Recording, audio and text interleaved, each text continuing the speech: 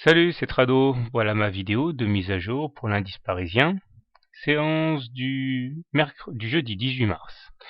Une belle séance encore aujourd'hui pour l'indice parisien qui arrive à inscrire un nouveau plus haut puisqu'il enfonce avec pas mal de conviction la précédente résistance à 3956. Malheureusement, on remarquera que la bougie du jour est un doji, c'est-à-dire que les niveaux d'ouverture et les niveaux de clôture sont équivalents, et que ce doji trouve son corps exactement posé sur la précédente résistance à 3956.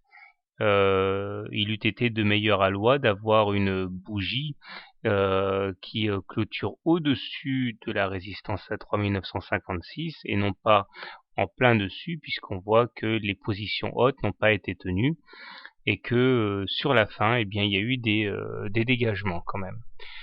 Cela ne remet absolument pas en cause tout ce qu'on a fait jusqu'à présent, puisque nous avons toujours cette grande fourchette d'Andrews verte, dont la médiane invite les cours à aller chercher les 4020. Cet objectif correspond également à la résistance ici.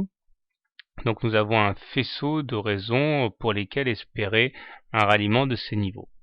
Vu la tournure des événements, j'ai modifié le canal gris et je l'ai transformé en biseau. Ce n'est pas neutre, puisque je vous rappelle que les biseaux ascendants eh bien, sont potentiellement très dangereux parce que l'implication est très souvent baissière et au cas où on casserait à un moment ou un autre la borne basse du biseau, eh bien l'objectif de trade serait le ralliement de la base du biseau, c'est-à-dire les 3600.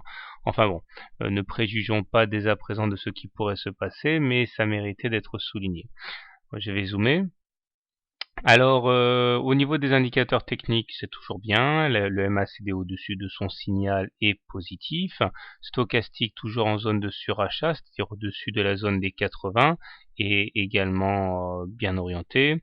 Le momentum décroît, mais ça ne veut pas dire grand-chose, hein, puisque nous sommes toujours à des niveaux très élevés. Nous nous installons également confortablement au-dessus de la M7 et également au-dessus de la M20, mais je vous rappelle, comme je l'ai déjà dit à plusieurs reprises, que nous sommes en apesanteur par rapport à la M20 de manière insolente et que la loi du retour à la moyenne finira bien à un moment ou à un autre par se rappeler à notre bon souvenir, et à ce moment-là, il ne faudra pas oublier d'avoir mis ses stop-loss. Reste à savoir si ce sera après un contact avec la médiane ou avant, afin de rebondir dessus pour aller chercher la médiane. Je pense que ce sera après, mais on verra. Alors, comment trader le CAC demain? Eh bien, je pense que si je devais acheter l'indice parisien, j'attendrai un contact avec la M7 puisque celle-ci s'avère être maintenant un support. J'achèterai la M7. Objectif, eh bien, à terme, aller chercher la médiane, stop loss en cas de clôture sous la M7. Une variante peut être obtenue en achetant le prochain support, c'est-à-dire ici à 3888 avec un stop loss en cas de clôture sous 3888.